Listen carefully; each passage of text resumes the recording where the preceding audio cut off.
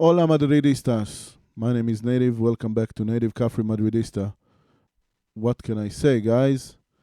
I mean, the season is over, right? The season is over. Now, you could say the season is over only in the league. This has been really assured by our loss to Mallorca, which is, I don't know, a ridiculous loss. We had all the chances in the world to try and win this game.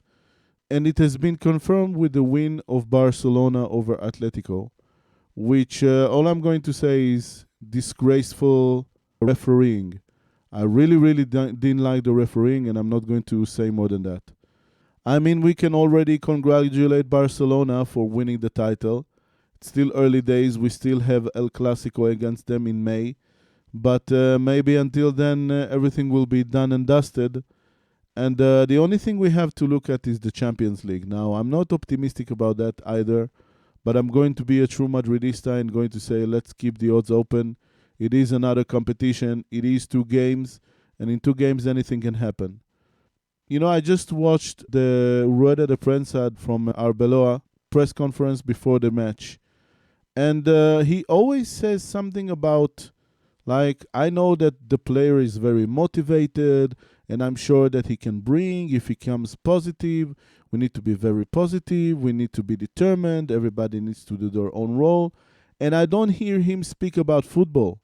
I don't hear him say, we need to do this, we need to do that, we need to adjust this, we need to. And I did talk about in the previous videos that I did, and you can check them out, of course. I did talk about some changes that he did do, some sort of like method that he was trying to work with. But eventually, we see the same Real Madrid that we saw in the past 2 years. Real Madrid that for a whole half gets to positions, doesn't manage to convert them into scoring opportunities or actual scoring, that lets the other team dictate what's going to happen, scores very late, and lets another opportunity for the other team to score the final goal of the match. That's what I saw. I don't know what Arbeloa saw. I'm going to react to what he has to say a little bit later in the video. I mean, we had, can see everybody in here. And first of all, I don't understand. Opening with Angel in an away game against Mallorca. Mallorca historically is a big club. I know that they're been 18 or 17 in the league before this game. But it's a big game, it's a big match, and it's hard to get points out in Mallorca. Any Real Madrid fan that watches at least 5 seasons of La Liga can tell you that. So opening with Angel, I think it's an insult. First of all, I saw already that Pitarch was ready to play. Pitarch is a young player. He's 18 years old. Now, I don't know, did he play in the under 23 with Spain, the under 19, whatever he played international matches, he's ready to play, all right? You need to think about rest in minute 60, minute 65, minute 70, not in minute 0. So why won't I open up with Pitarch that has experience, that showed that he's very intelligent, that has a lot of dynamism, that can give key passes, that can go to either side of the flanks, that can help in the defense? Such an intelligent player you don't leave on the bench when he's 18 years old. He's just eager to play. He won't. I'm not saying he won't get injured. I can't say that for sure. But I mean, you don't let him rest in this kind of match, all right? Especially when you say, all right, Bellingham, you're not ready yet. Militao, I don't even understand. I mean, I know he scored a goal, but I don't understand what he's doing coming back that early for this sort of match. For me, he was supposed to rest more. I mean, both of his knees are gone, and I'm very happy for his goal. That's the only positive thing that I'm taking from this game.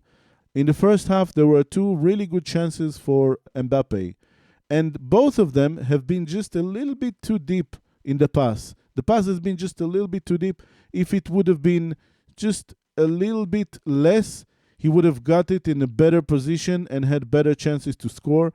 But still, he had to manage and score at least one of them. So one was in the 22nd minute, one was in the 25th minute. Very shameful that we didn't get to score that, because this dictates the game. And then when you don't score, you concede, right? And then another in the 33rd or 34th minute. Another great chance for Goulet. Now, Goulet, I can say a lot of good things about him. I can say a few negative things about him. And one of them is that he doesn't have confidence in his kick. You can see that. And if you saw the highlights, I can't share the highlights with you because of copyright, of course. But check it out in the La Liga channel, for example. And there you can see very, very clearly that he kicks the ball with the middle of the leg, very not hard kick, instead of putting it in full kick and trying to get some more pace on it and a little bit more height and accuracy, and it would have been a goal. You know, he gave an easy save for the goalkeeper. That's what I'm saying. So this happens a lot, and he just doesn't have the best technique for kicking, and I'm not sure whether or not he can improve in that. This is what we need from a player that plays in the 8th position or the 10th position. We did see Valverde improve a lot with his kicks in the past 2-3 years. Maybe Arda Güler is able to do that. I'm not sure if yes or no. I don't know why he opened. For me, he could have stayed on the bench. I would have opened with Pitarch instead of him, and for sure would have given at least 60 minutes to Bellingham to try and get back, to try and get minutes. He was on the bench before, the match before the break. He was already on the bench. He didn't go with England. He only did training all this time. Why not start Bellingham? He's eager to play. He's ready to play. Put him in. Take him out either in the 45th minute or the 60th minute.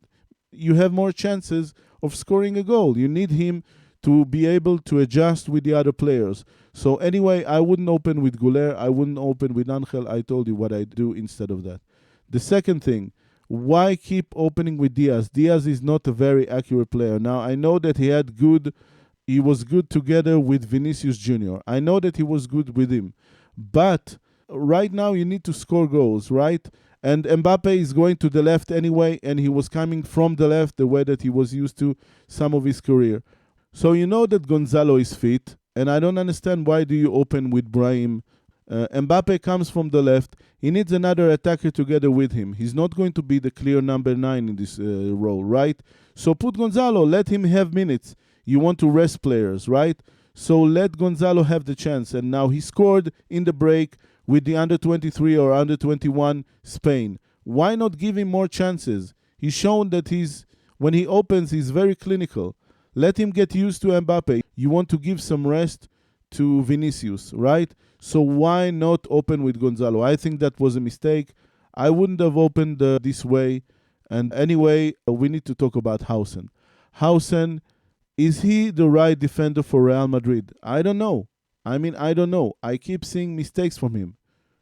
He was again out of position. Let's check out this video here. I stopped it especially for you in this moment. Let's look at what's going on just before the goal, when the player on the right runs on the flank. First of all, we see that the left back, right, is totally out of position. Why is he so far away from his player? So Real Madrid is thinking attack and it's not ready for defending. All right? Now we see Rudiger. Rudiger is on his way to get to the right position, but he wants to keep and stay on this player. Now I say, if you see that there is a player that is more dangerous than the player that you're supposed to guard, don't guard your player. Let your player go and let him be the one that tries to get the ball, because there's a player closer to you, and he could have made the run when he got inner. He could have made the run towards this player. This is one mistake from Rudiger, but he has the least mistake. So I'm saying, where is the left back, right? Carreras.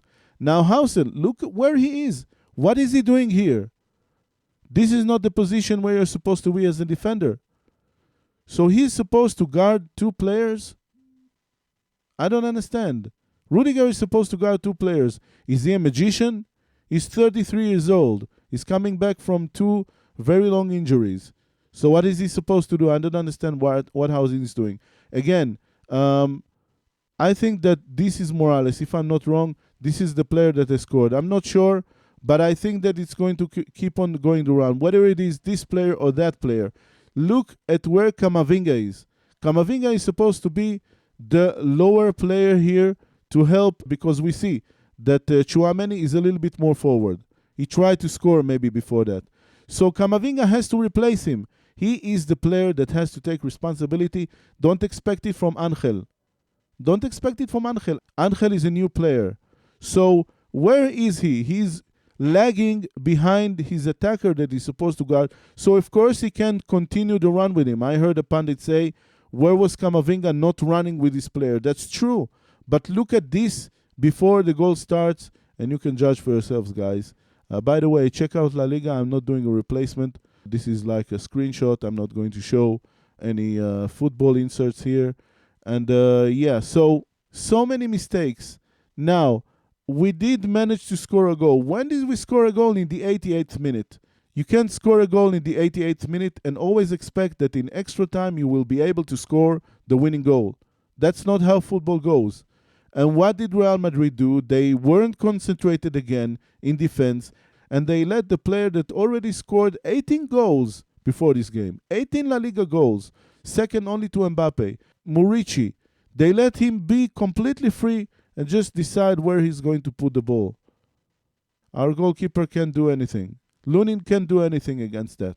So guys, I mean, La Liga is gone. What we need for next season, we need a manager. We don't need a motivator. We don't need somebody that will keep saying that everybody is connected and take responsibility on himself and then say that everybody knows their role. And I know exactly that Mbappe is very committed and all of these like motivational speech. We need somebody that knows tactics. We need somebody with experience. We need somebody with cojones. We need somebody that will be an authoritative figure in the dressing room. We don't have that right now. With all due respect, I'm really fond of everything that Arbeloa has done, but it's clearly not enough, and that's it. So I want to check out what he had to say. I didn't see that yet. Let's react to this together. And by the way, check out their channel. This is Diario As. Let's give them a like.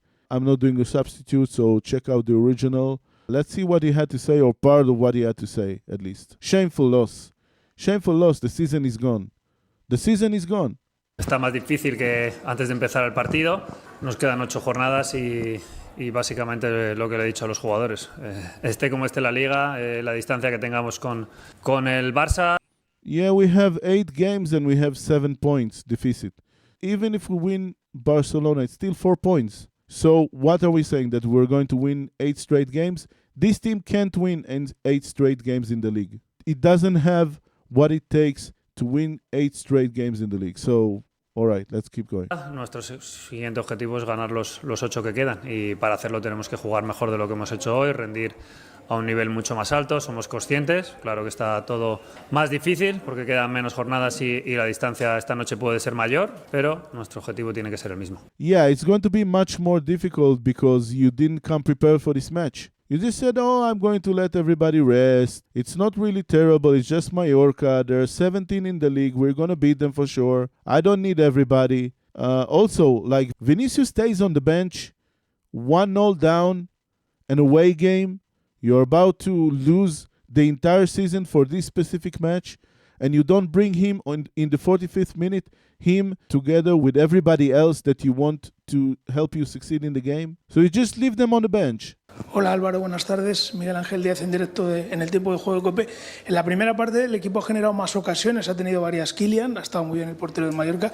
¿Por qué en la segunda no ha habido arrebato? ¿Por qué el equipo no ha pisado más el área del Mallorca? Sí, seguramente un poco el contexto, la ansiedad de verte por debajo en el marcador, la paciencia que teníamos que tener, incluso sabiendo que iba a ser más difícil, que íbamos a encontrar un Mallorca en un contexto pues más favorable para ellos, que nos cerrasen mucho más los espacios, pues también con más energía. So I don't want to listen to anymore what he has to say. He's just giving excuses. He's saying, yeah, it was harder in the second half because they had more chances and we didn't concentrate enough because we knew that they were going to attack us. We are Real Madrid. We are not a bunch of wimps, right? So, guys, I don't know what to say. I mean, the only thing that is left for this season is the Champions League. And I mean, we are about to meet the best team in Europe. The best team in Europe. So, the way that we defended against Mallorca, we're going to concede a lot of goals from Bayern Munich. Now, I don't want to say I said so, but I think that it's not in our favor. It's going to be difficult. It's possible, but right now it's not in our favor. So we are going to go in this match. We are going to give everything that we have. We don't even have time to rest. We don't even have time to think. And I don't know. I mean, there were games in the Champions League as well that Huijsen has done his role, but I'm really not satisfied with this defender. And for me, this season only leaves him with question marks. We need to see. We need to get ready for that match. We don't have a lot of choice. We need to play against the best team in Europe, and we need to be in our best in order to try and pass them in 2 matches. For me, right now, we're not coming in good form, and this gives the advantage to our rival. But I really hope that we can. It will be like crazy, because if we do win the Champions League, is he going to get fired? Will Arbeloa continue for next season? Will this be enough to convince everybody that he needs to stay? I remember a manager from Chelsea winning the Champions League and not the league, and not doing well in the league, and then gets kicked out. So let's see. Let's see if the Roman Abramovich case is going to go back, or that Perez is going to say, well, yeah, my friend, you won the Champions League. I mean, if we win the Champions League, it will be one of our greatest wins, because we don't have the team for that. We don't have the manager. First and foremost, the manager. Right now, a lot of key players are coming back from injury, so this is why I say the team. And I just don't think that we're ready. So yeah, guys, I'd love to know what you think in the comments. Let me know. Give me a like, and please subscribe to my channel. I'm going to do more and more videos here that has to do with Real Madrid and European football in general. So thank you so much for being with me, and I will see you in the next one. Bye-bye.